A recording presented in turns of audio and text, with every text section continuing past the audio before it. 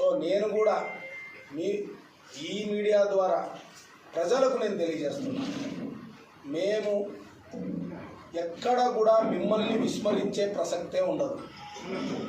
ఎక్కడైనా చిన్న చిన్న తడబాట్లు పొరపాట్లు జరగడం సహజం, సర్వసాధారణం.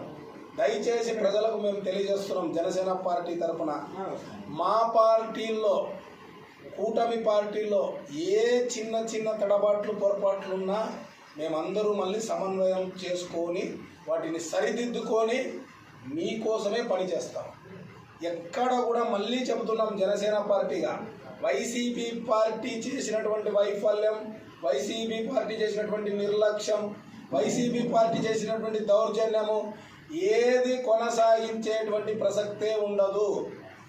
అన్నిటినీ వైసీపీ పార్టీ చేసినటువంటి ఏ పొరపాటు కూడా ఈ కూటమి పార్టీ